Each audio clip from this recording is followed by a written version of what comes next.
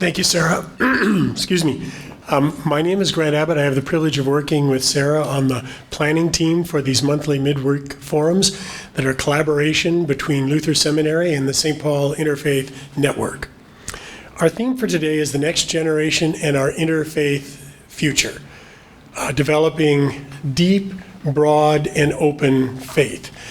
I have a passion for this, and I'm so grateful that all of you are here. You'll get a sense of some of that in my brief introduction of the forum and its theme before I turn it over to our moderator. This theme came up because we were wondering about how religions in Minnesota were responding to the increasing diversity in our communities, in our state, our country, and a greater awareness of the diversity in our world that's always been there, and how especially is it impacting the religious education of youth and young adults to be able to equip them to navigate successfully this increasingly diverse, globalized culture in which they live. And so as the planning group for this forum started to gather, we quickly realized this is really a new problem for Christian churches. Christian churches have been the dominant culture in America for so long. It's kind of a new thing for Christian churches to have to seriously engage with other religions in their religious formation of youth and young adults. However, for Jews and Muslims and Hindus and Buddhists, this has always been something they've had to do since they're religious minorities in our Christian culture. They've had to engage how people, youth and young adults in their religions interact with this dominant Christian culture. And then we began to realize that millennials are different. They're not the same as generations that have gone before. One of the things that stands out is that the millennial generation has the highest percentage of people declaring themselves as not religious of any generation. 35%. That's over 3 times as many in Generation X that declared themselves as not affiliated, though when they asked these non-affiliated if they consider themselves spiritual, most of them declared themselves spiritual. And then the planning team started talking not just about religion, but also about our cultural diversity. And, we all know that by the middle of this century, we're going to be a majority-minority country. You probably know that our public schools in America are already majority-minority. But this was the statistic that stood out for me from Minnesota Compass. In 1960, people of color were 1 in 100 in Minnesota. 1 in 100. In 2016, 1 in 5. In 2035, people of color will be 2 of 5 in Minnesota. So there is this dramatic change happening in our culture, so that the milieu in which millennials are growing up is vastly different from those of us who are baby boomers or older. It's very, very different. And then we recognized the growing tensions among religions in our world and in our own sphere. So we know recently in Canada, there was the horrible attack on the mosque that cost 6 people their lives, 19 people were injured, and it was undertaken by a French-Canadian white young man, though Fox News originally reported that it was a Moroccan that did that. They had to retract that when the truth came out. We've seen the impact of our president's executive order on immigration and what that has roiled up in our country. We know in our own community here in the Twin Cities, I can't remember if it was last week or the week before, that we had a bomb threat, I believe, on 30 Jewish community centers, one of which was the Sabas Community Center in Minneapolis. So we're wondering about, what is the responsibility of religions to nurture a faith in people that can work for peace across these religious divides that can cause so much tension. And so to discuss this today, we have four people here who work with youth and young adults who come from four different religious traditions. And they will be talking about what this new environment is, why we're talking about this theme, how they see the millennial generation that they're working with, and also how this has affected their work, and even talking about ideas they have for religious communities and creating a context in those communities for this kind of deep, broad, and open faith.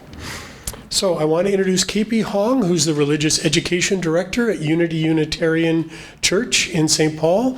And KP will be the moderator, and he will introduce the rest of the panel. And Grant, I'm going to try putting this down. Yes. And seeing if that will work. Talk loud, I'm sure. Can you all hear me? So? I'll try to speak up. Yes. And I also want to add my thanks to SPIN and the Interfaith Midday Dialogue.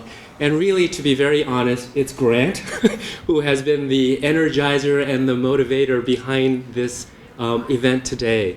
I think, Grant, in your honesty, coming to that question of how do churches, so out of the Christian tradition in particular, how do churches really begin to frame this conversation in a way that makes impact? I've been thinking about that fascinating experiment that many of you are probably familiar with. If you were on your way to work in Washington, D.C. on January the 12th of 2007, and you happened to pass through L'Enfant subway station, that plaza, you might have seen a young man in a red hat, blue jeans, playing the violin. And the violin case open for anyone who would like to throw in the occasional dollar. He played for 43 minutes, and there are several things that happened during the 43 minutes.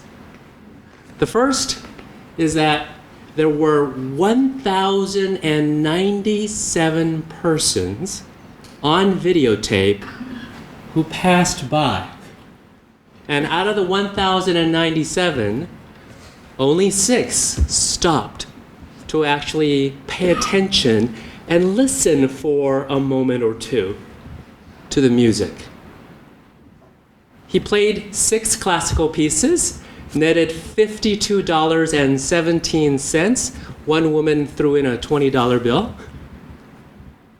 And at the end of the day, this fascinating experiment that was done in collaboration with the Washington Post revealed that just those 6 people who stopped by might have, and maybe not even the 6 people, an inkling of an idea of who this person was, and that the instrument that he was playing was a 300-year-old Stradivarius worth $3.5 million, and that among the 6 classical pieces was Bach's Chaconne, one of the most notoriously challenging pieces for virtuosos.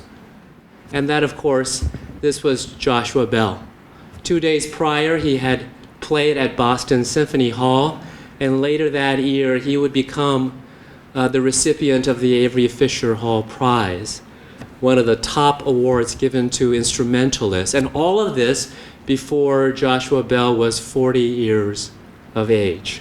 And so the Washington Post Weingarten author, reflecting on this fascinating experiment, says something that sparked my imagination. Art without a frame. That when you take art out of the frame of Carnegie Hall or other concert venues and put it in a subway transit station, is it still art?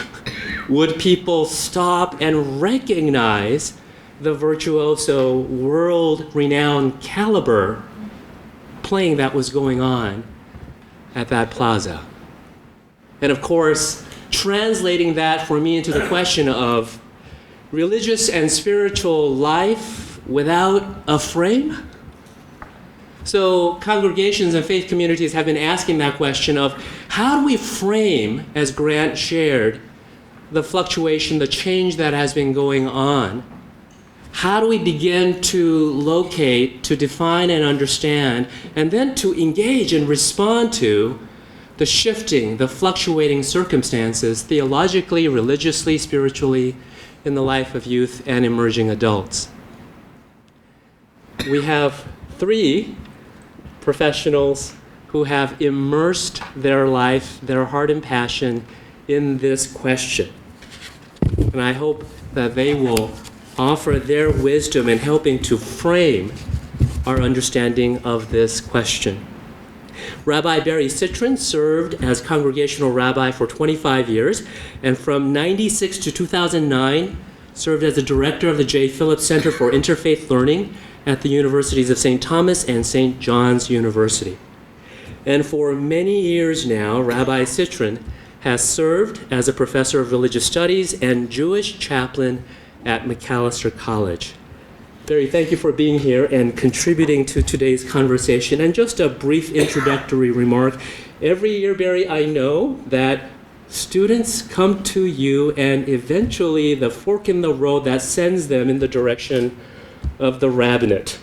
And supposedly at one of the most secular institutions of higher education in America, how is this so? I'm going to grab a mic and just a brief remark about Well, I'm that. going to actually talk about that. Okay, we'll save that for a little later. Yeah. Okay. And next, the Reverend Kelly Stone is an ordained pastor in the United Church of Christ, and her chaplaincies at Lakeland College in Wisconsin and Wellesley College in Massachusetts bore those signature marks of her commitment to religious pluralism and multi-faith engagement. She has brought that deep commitment to further the religious and cultural diversity at Macalester College, where she now serves as a college chaplain and associate dean for religious and spiritual life. Thank you also for being here. And if you're willing to offer some quick remarks, many know Macalester for its emphasis on internationalism and its work toward advancing global citizenship. And I've heard you speak about the important role of chaplaincy and religious life, how it must be included in educating students for global citizenship. Briefly, what's the connection? What stands out, and how is it going?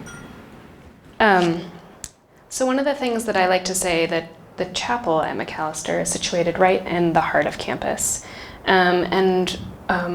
One of the things that I like to remind our students, especially our tour guides, is that when they point to that building, that it's an opportunity for them to say that those folks are resources that are going to enhance your college experience, not if you're religious, but because you've come here to learn. And so one of the things that I frame up is that to be a true citizen of the world, our students need to understand how religion and spirituality function in the larger world. We have lots of students who are incredible, who go out into the world and want to become international ambassadors or work in international contexts. And I've had occasion to pull some of those students aside and say, if you're not sure how Hinduism functions in different cultures, that might be complicated for you. And so that's kind of, people have this aha moment where they say, oh, that makes some sense, that if I'm going to go out into the world, that even if I myself don't identify as a religious or spiritual person, it's really critical for me to understand how that functions. So we'll dive into those questions a little bit more, but thank you, KP. Thank you. Dr. Tamim Saidi, who was born in Afghanistan, as a teenager he was forced to leave his family behind and flee to Pakistan as a refugee. He came to the U.S., I believe, in 1990 and has called Minnesota home ever since. He's widely known from having spoken and presented to thousands of Minnesotans about Islam and Muslims' culture and way of life. As imam, he has been leading prayers and delivering Friday sermons at various locations throughout the Twin Cities, and he has been a participant and presenter in many interfaith settings such as this one today. Dr. Saidi is a leader of the Northwest Islamic Center and vice president of the Islamic Resource Group, whose mission is, quote, to build bridges of understanding between Minnesota Muslims and the broader Minnesota community through education. Thank you for being here and adding to our panel conversation. And Tamim, as we say, the personal is political and the political is personal, and I couldn't help but to wonder and imagine how personal the political news must be given your own personal journey and story, and how important your work of bridging understanding between Minnesota Muslims and the broader community here. I'm wondering if something stands out or surprises you, but how has that work changed in any way in light of the events and the politics surrounding us? Yeah, good question. I think the positive change is that we have seen a lot more support and goodwill from a lot of people of different faiths. Like just this morning, I actually posted one of the letters we received at the Plymouth Mosque at the Northwest Islamic Community Center. Like two, there was one from a Jewish woman from Shir Tikva synagogue. She sent us a letter of support, and one was from a local family within the Plymouth. They both actually showed us that all these stuff which is going on, one of the words was that we wanted to make sure that you guys understand that not all Americans agree with Trump and his rhetoric about Islam and Muslims and so on, which I think was really great show of support. We actually had, the good thing has been that we have had many letters of support. We have had a lot of people coming in and showing their support. So, one of my friends actually commented, said that, maybe Trump is really making America great. It's just because the people are, despite Trump, they're showing the goodwill, the good thing that they have for us. So it's not that he's making America great, actually brings up the best. Sometimes the evil brings up the best in people. So I think we're seeing a lot of positive things. And this is not to say that it's not difficult for people, for family members who are being stuck in the airports. People who, refugees, like I was listening to National Public Radio, Minnesota Public Radio last night, the refugees who, after waiting for some 16, 20 years to get a green card to come to the US, they come here and they're actually sent back. Or they go to the airport in Kenya after spending 15, 16 years at the camp. They sell everything they have. They break all the ties that they have. They go to the airport because they know they can go to America now, finally, after waiting a couple of decades, that they're turned away. I can only imagine how difficult that may be, because I was a refugee at one point in time. For a lot of us here, probably, people are say, well, what is the big deal? But the big deal is what if you spend a night outside in the cold? What if you spend a night without food for your family? Let's make it 2 nights. Let's make it 3 nights, right? That makes a difference when it's personal, right? This only makes sense if it's personal, because for a lot of these people, it's personal. It's about them. It's about their family. It's about shelter. It's about food. It's about a future for them. So it's really personal also. But then again, there's a lot of goodwill in the community, and that's where I like to focus on. Thank you. Let's dive in the interest of time, so that we have enough time for our panel conversation and time for table conversation as well. I want to go back to that idea of helping us to frame our focus, our question a little bit. And so a kind of an opening question: in what way does this topic and question of the next generation and interfaith future, I might even argue interfaith now, in what way is it relevant, important to each of you in your setting? I moved to Des Moines, Iowa in 1973 to begin my rabbinic career. I had grown up in St. Louis in a pretty isolated Jewish community. We were, the city in which I grew up, University City, was probably 40 or 50% Jewish. I went off to rabbinical school, again, in a pretty set, small environment.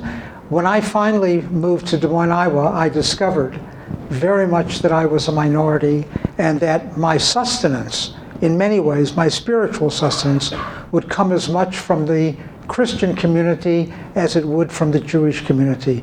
And my experience beginning in '73, for all those years in Des Moines, Iowa, with a tiny Jewish community, some 3,000 souls in a city of 300,000, was that my best friends were members of the Christian clergy.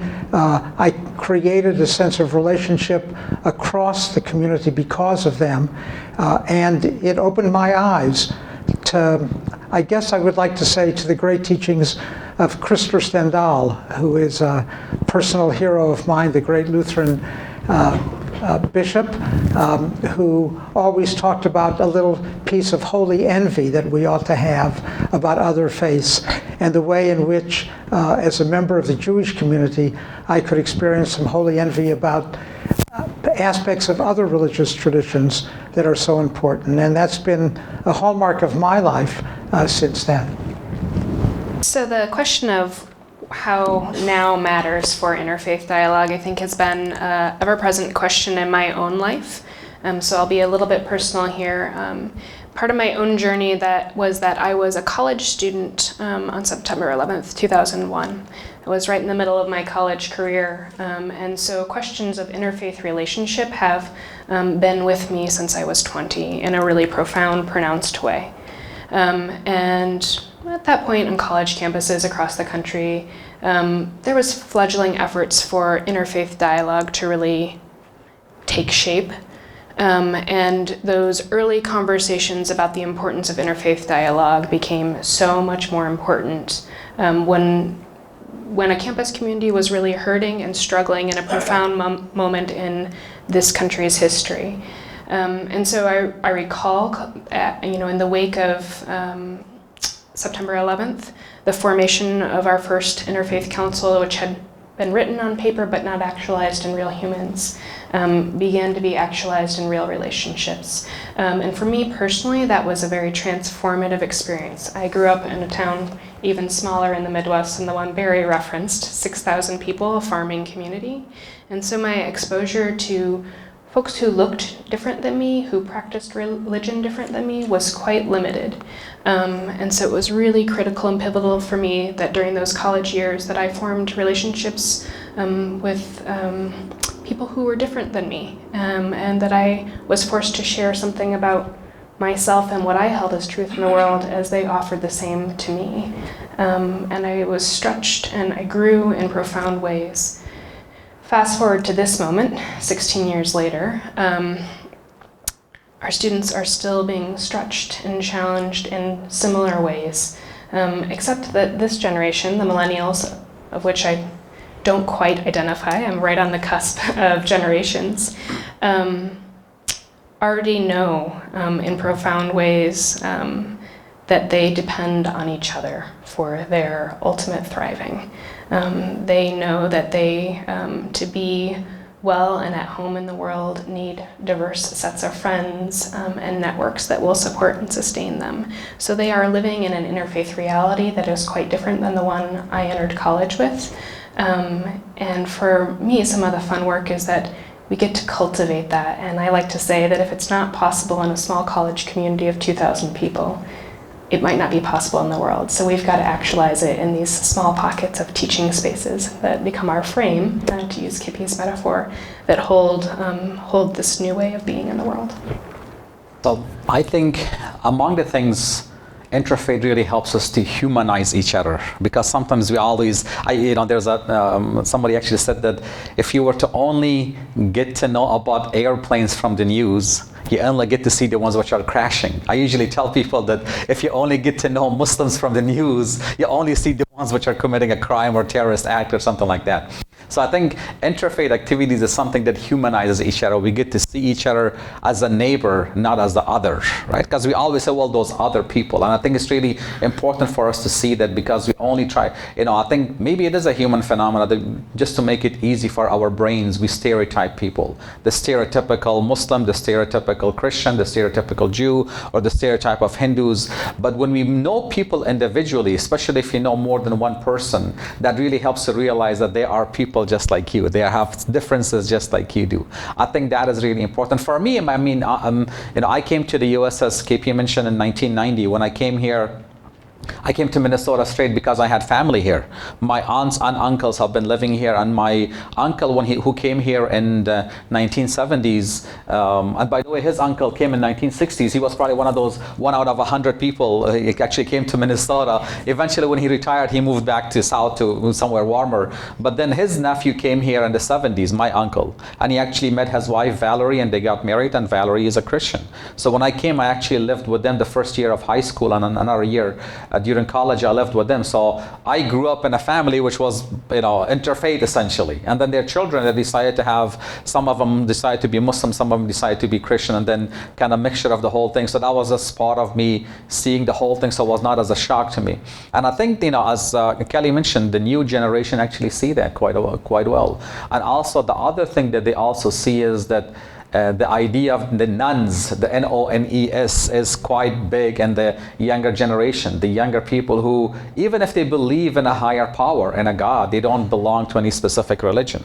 Even when you have asked a lot of younger, the millennial Muslims, they asked them, they had some polls, which was really interesting, is they asked them, so are you Sunni, Shia, or just Muslim, or they give them like, the Salafi and Sufi or whatever, or just Muslim. A large percentage just identified as just Muslim.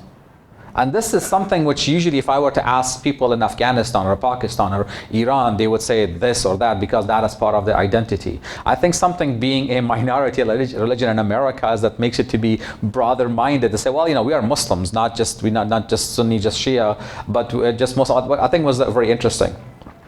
So let's stay with that, though. So we're talking about the intersection between the emerging adults, about the interfaith nature of the world. Just staying with that framing and helping us to identify who are these young people? How do culture and religious diversity and pluralism across the spectrum, how do these things help us to identify the young people that we work with? So Kelly, in one of our previous conversations, you said something that stayed with me, which is that the questions and the dialogues have shifted. That maybe the questions and the dialogues that many of us in the room would recognize a generation ago, those fundamental questions and dialogues have changed because of September 11th, because of plurality and diversity. But can you help us to kind of zoom in a little bit, maybe an anthropology of the student, the college student and the young adult that we're talking about? Yeah, so I think one of the important things to note is that, and I had lifted this up in early conversations with Grant and KP, that there's been a lot of folks looking at these young people. We all know that the Pew Forum looks at these people to assess kind of their religiosity in interesting ways. And most people in communities of faith practice kind of sigh deeply when they look at the Pew Forum. But I actually don't think it's all bad news. I think that the decline of people identifying does not necessarily mean that they are less religious or spiritual. That those who identify as nones, the N-O-N-E-S, have deeply profound questions about who they are and whose they are and what they will do, to borrow beautiful language from Mary Oliver, with this one wild and precious life. And they wrestle with that question in ways that I couldn't have imagined wrestling when I was a college student. And so they are heartful, and they are full of deep questions about how they will take their life and make an impact in the world. So I offer that and say that that's changed who they are and how they are in the world. And there's a lot of judgment that's sometimes cast on this generation or these young people. There's a researcher out of Notre Dame who's coined the phrase of emerging adults when talking about the kind of 18 to 29-year-olds as a new category to explain who they are. We used to say they were young adults, and then magically they became adults when they graduated from college. But some of us may have noted the phenomenon of these young people finishing college and maybe doing a gap year where they'll volunteer with a volunteer program, or they'll take a job for a year doing something and then take another job for 2 or 3 years and then go to graduate school. And so their 20s are punctuated by a lot more instability, a lot more movement, a lot more fluidity, a lot more unencumberment by material possessions and a sense of being settled. And these things are notable because they change how they approach the world, right? Even for me, the expectation was I'd finish college and find a nice job and settle down. That is not the expectation that many of these emerging adults have anymore for themselves. And so they have a sense of freedom that's, I think for those of us who talk with them behind closed doors, is actually quite terrifying and can feel quite overwhelming, because it's, where will I take my life and where will I put it in the world and how will I use it well? And the question just used to be, where will you plant yourself and start a life? And so they're wrestling with these really profound questions. And their life trajectory is much different than it once was. And so there's questions, there are interesting questions I hope we'll get to as we're moving through this panel conversation about how religious communities accompany them on that journey, or where do they show up with and for them as they're on that journey, because the model of how they are in the world has shifted in profound ways. Does anybody else want to add? Yeah, so I've been thinking a lot about the question since Kelly raised it. And while I think there are unique questions to this generation, our conversation reminded me of a quite remarkable episode from 1961, which I'd like to share, if I might. So when Kelly raised the question, what are the questions that this generation is asking? And are they different from the questions that a previous generation? I was reminded that in 1961, kind of an interesting time in American history. So 1961 was at the very end of this, what is widely called within Christian history, the Fourth Great Awakening, this period of the birth of religion across America after the Second World War, this blossoming of the movement from the inner city to the suburbs, the development of education in a kind of completely new city. You know, there was more building of churches and synagogues between 1950 and 1960 than any other time in American history. I'm always reminded of this interesting piece that the words "under God" entered.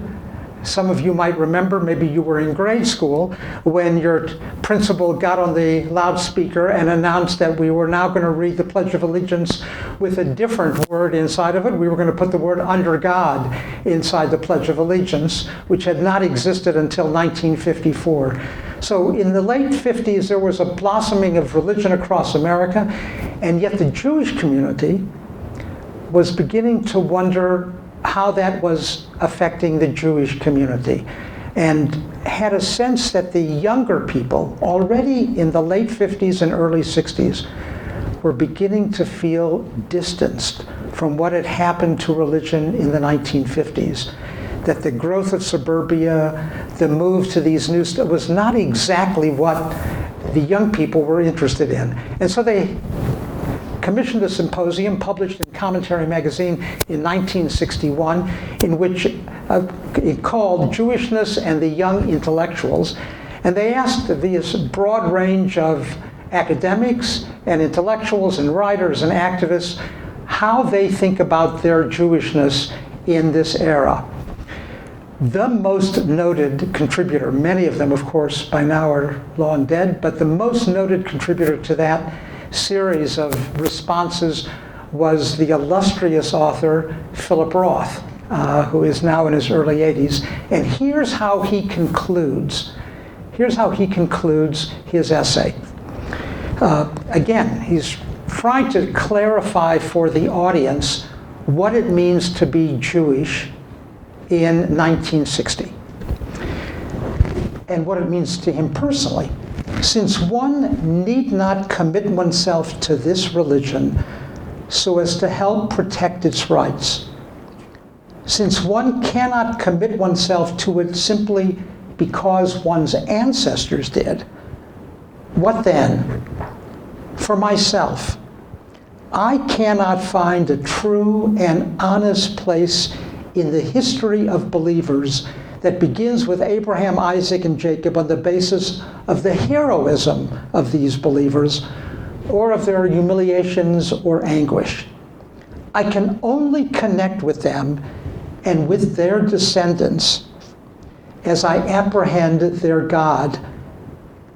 And until such time as I do apprehend that God, there will continue to exist between myself and those others who seek God's presence, there will continue to exist a set of questions, or perhaps a single question, sometimes spoken, sometimes not spoken, which for all the pain and longing which that question may engender, for all the disappointment and bewilderment that question may produce, cannot be swept away by nostalgia or sentimentality?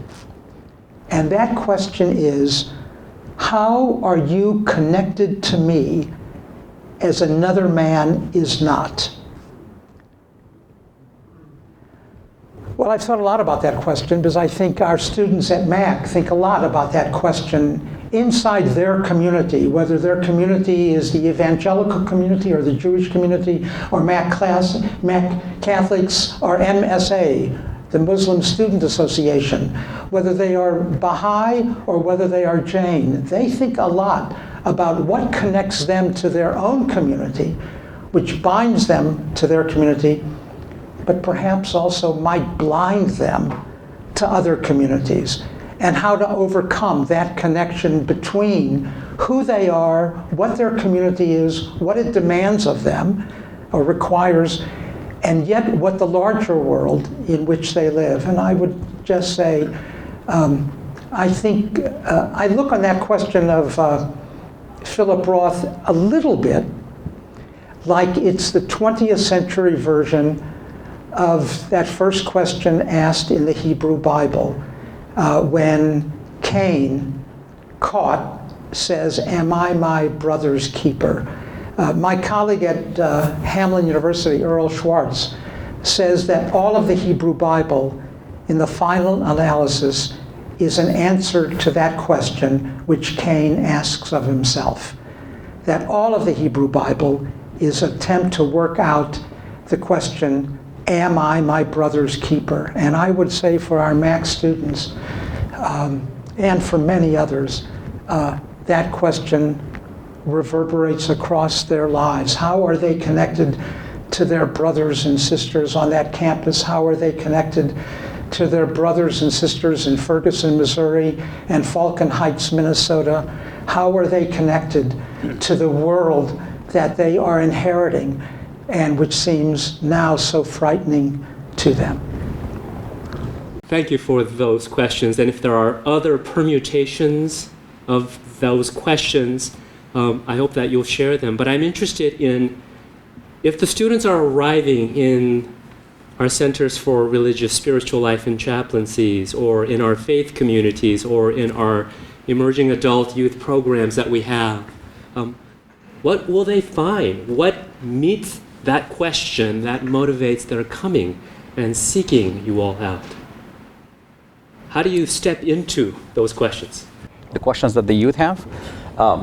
I personally, well, of course, I mean, I cannot talk for all the Muslim youth. We have about 150,000 Muslims in Minnesota. I think Muslims, the poll showed that Muslims are probably the youngest community with the most people, with the younger generation, 18 and less than 25 or so.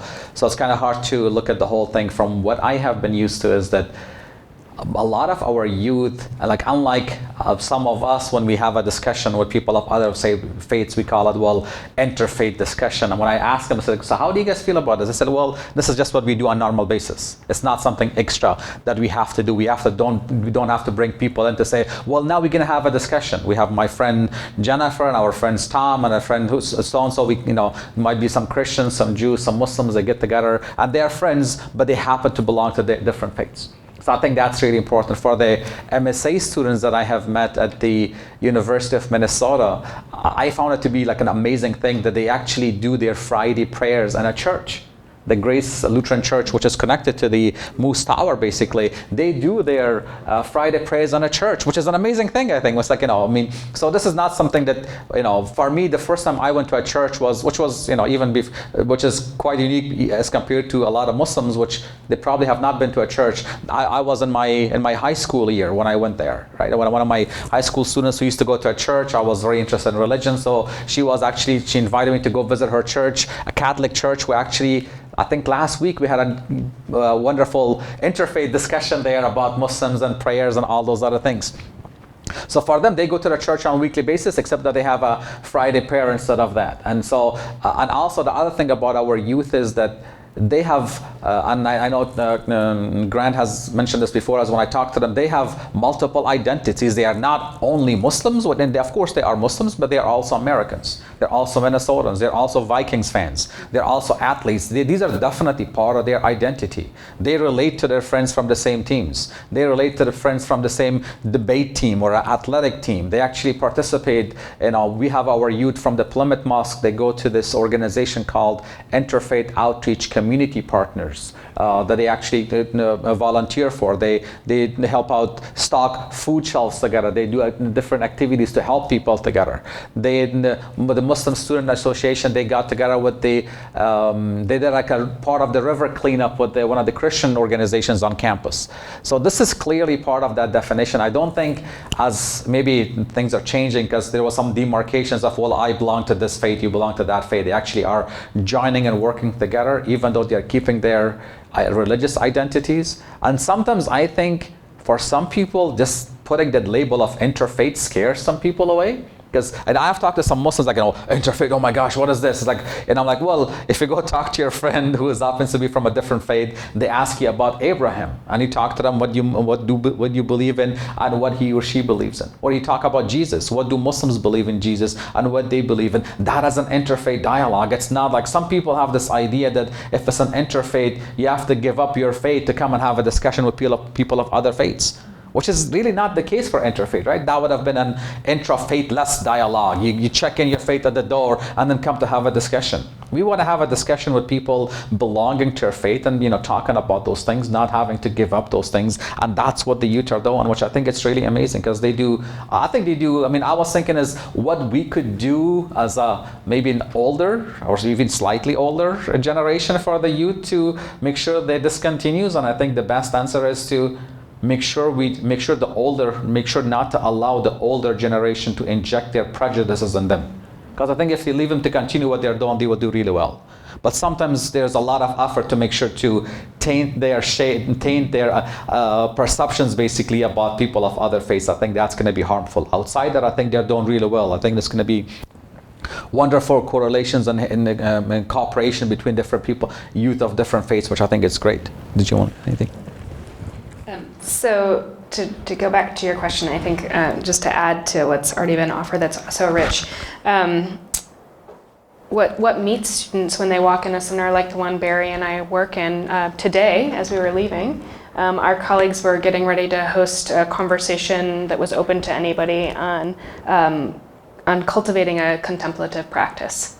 And so it's a kind of open call to anybody who wants to think about how they live in an intentional way and cultivate a practice that might be sustaining for them and their personhood in this moment. So there's moments like that that are open to folks who are seeking and searching, whether it's for new ways to be a practitioner in a way that they already, in the tradition they're already in, or if they're seeking for just an entry point into conversations about religion and spirituality.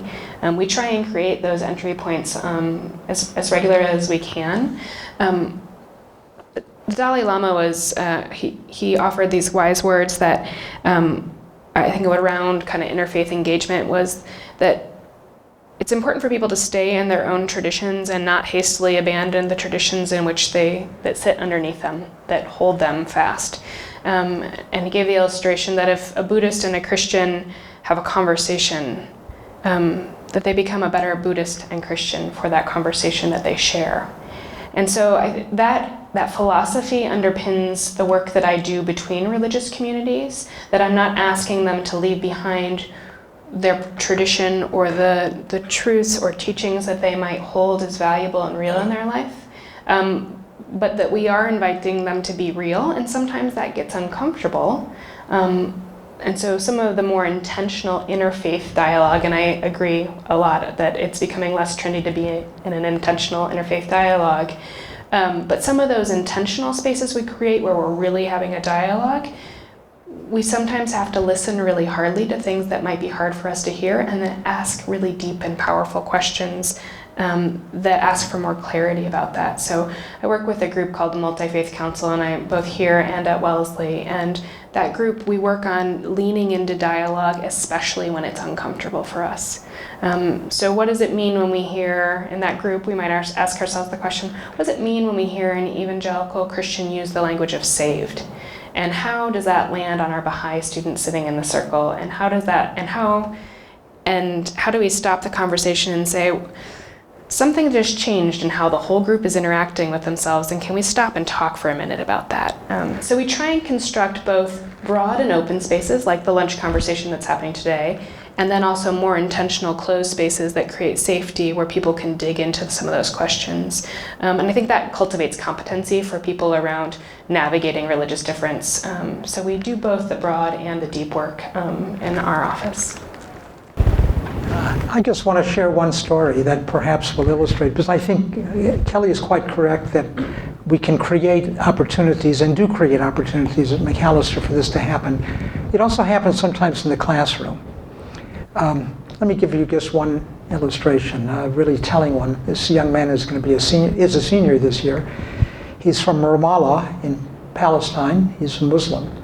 I teach a course regularly at Macalester called After the Holocaust, which is not so much a study of the event, but of the afterlife of the event. That is, the spiritual, moral, and ethical implications of that moment in world history between 1933 and 1945. And we tackle a lot of issues, including the questions of penitential journey, the question of forgiveness, the opportunity for reconciliation between communities, the use of the Holocaust in contemporary culture, and the like. I always begin the class, and this cycle was 2 years ago, I always begin the class by asking the students to identify why they've chosen to spend a semester immersed in the darkness of humanity. To spend a full semester devoted to this literature, frankly, takes a lot of inner strength. It's quite daunting. Muat registered for the class, and I must say, seeing his name, knowing Muat from having met him on the campus, I knew that it would be challenging to have him in the class, both for himself and for me. So I asked everyone to go around and say why they had decided to enroll in the class. When I came to Muat, he said, I have to say that I'm not sure that I could go back, as I will for the winter break, back to Ramallah in Palestine, and for me to admit, first, that I'm taking a course with an American rabbi, and second, that I am studying a subject matter which has been used in some ways against my people. That was a quite stirring moment for the class, and reveals, I think, first of all, one of the great things about Macalester is to open the possibility for students across the spectrum of their ideological and religious commitments to think about hard questions and to think about them in the context of mutual respect and, I think, admiration for difference between. Barry, that question that's still lingering in my ear, am I my brother's keeper? As you talk about what students may find when they show up for programs, for events, that question can be a sincere question, it can be a rhetorical question, it can be a justification and a rationalization.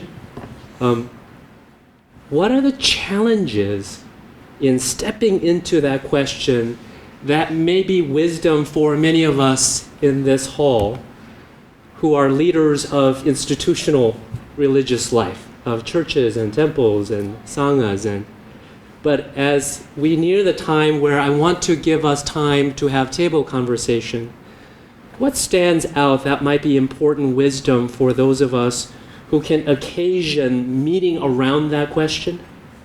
What wisdom do you have for us? Well, I want to talk a little bit about, so KP asked me a question at the very beginning that I dodged an answer to, but I want to say a word about it now. So if our students do come to Macalester and do struggle with the question of how are they connected to their own faith community and to the world about them. And what do they do about that in terms of what they learn at Macalester? You know, at the end of the day, Macalester likes to hold up this notion of creating global citizens. But as Ali Wiesel taught us, you can only be a global citizen when you're actually rooted inside your own community. And I think that there is truth in that connection between being rooted, deep connection to who you are and what you stand for, and the fact that you are also connected to the world beyond. And I agree with you, Doctor. I think our students, I'm not even sure that our students want to use the word identity so much anymore as affiliation. They speak about these multiple affiliations, their sense of what we used to call important, for example, in American Judaism, of denominations. They couldn't care one bit about denominations anymore. So I hear your comment about within the divisions within Islam, and that's certainly the truth within American Judaism. So just a word about the students that KP asked me about. So we'll have by this fall, on this ostensibly godless campus of Macalester, 7 students who have just graduated from Macalester who are headed to rabbinical school. That's a lot. It's a pretty small Jewish community at Macalester, 170. To have 7 kids headed from a variety of different backgrounds, from secular to religious, from totally alienated from their Jewish heritage when they arrived, to quite committed to it. And what leads them on, I think, is this connection, first of all, to this global world that they've seen and the ways in which their tradition can actually help them lead to become, in some ways, rooted global citizens. I like the phrase that, kind of in the 1930s, Jews were accused, this is a kind of interesting moment in world history, Jews were accused by both the communists and the fascists, both in Germany and Russia, of being rootless cosmopolitans. Okay, that was the accusation. They were living in our land and they were rootless cosmopolitans thinking about the world. I think what I see from our Macalester students is they are rooted cosmopolitans. They are connected to their community, and they are also deeply devoted to the world beyond them. And the ways in which they are connected to it is illustrative in those students headed to rabbinical school, one of whom spent a couple of years after Macalester studying and teaching in China. Another went off to try to spend a couple years becoming a musician. So their experience is varied and rich, but at the end of the day, they want to become rooted in their tradition so they can go out and take care of their brothers and sisters. And just to add on to that, because I think we can hear rooted in their tradition as, we can hear that a couple ways. But they don't want to be tied down by their tradition either. I think it's really important to name that, because if we in our communities of faith only hear that as, we can hold on to them, I think there is a sense that they are untethered as well. They are both rooted and untethered at the same exact moment. That they don't live in the boundaries that once existed around where you go as a person of X identity. And so that complicates what Barry lifted up, but I think in a way that's really reflective of they are both rooted and untethered at the same time. I would say, for example, that to the degree that these rabbinic students go off and graduate, they will both find and shape a very different American Jewish community than the one that exists today, with very different thinkings about what it means to be a Jew connected to the world. I think you're right. The sense of rooted doesn't mean that they will kind of build a wall away from everything else. I think, and I would say, to go back to this an extraordinarily sweet young man, Muat, that I made reference to. He'll graduate from Mac, stunning academic record in mathematics and engineering. He's already got a position in New York City next year. He's probably limited in how he can move around the world right now, given the craziness of where we find ourselves in contemporary America. But he will make an enormous difference, and I can only imagine his experience living in New York City with 20-25% Jewish community. That will be yet one more interesting iteration of his experience of what it means to be a global citizen. Tamim, you have the last word on words of wisdom, perspective for leaders of institutional bodies and denominations. What do we need to hear to meet those questions and the emerging adults? I think I already mentioned the biggest one which was in my mind is let's make sure we don't inject them with our prejudices. Let's not negatively taint their perceptions about those things. I think that's number one. The second thing is that if we can have more formal or maybe also even more informal discussions of people of other faiths, I think will be helpful so we can get to see each other as people, as neighbors, as friends, not just those other people. I think that really helps a lot. So I think I'll just leave it at that. I think those two big things will be great. Now, KP's been asking questions of everybody else, right? So I want to give KP an opportunity to speak on some of the things you were asking other folks. And as you were speaking on this last question, it reminded me of my own son right now has had an interesting spiritual journey. It's part of the reason I'm so fascinated by this, because when he went away to college, my son had a fascination with American Indian spirituality, partly because the Episcopal Church that I'm a priest in is very active in the American Indian community in Minnesota. And so he spent 2 years studying with an Indian elder before he did a vision quest and then debriefed it. And then my spiritual advisor was a Tibetan Buddhist, but she had been a Roman Catholic growing up. And when he went to church and asked the pastor, and explained to him just, I'm a Christian, but I'm interested in these things. I'm just trying to integrate these things. Can you help me? And the response was no. I don't know enough about those things. And my son has since said to me, Dad, when I go to church, I sort of feel like I'm going into a closet. It's just too narrow for the world in which I live. I don't feel like the church is giving me a comprehensive understanding of my reality. It's just not very helpful. And so it's sad to me that he sees it that way. And I'm just wondering, in light of this whole discussion, and I'm sure you've met students like this that you have dealt with, how do we respond to him? How is your work at Unity Unitarian overcoming that for youth and young adults? So it may be helpful just to foreground a little bit of my own biography. So my mother is a daughter of first Korean Presbyterians. So when the missionaries came to South Korea, my grandfather became clergy.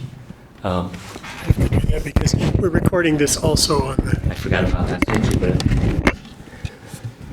My father comes out of Korean Zen Buddhism, and in order for him to marry my mother, my grandfather, the Presbyterian grandfather, strongly encouraged my father to convert to Presbyterian Christianity.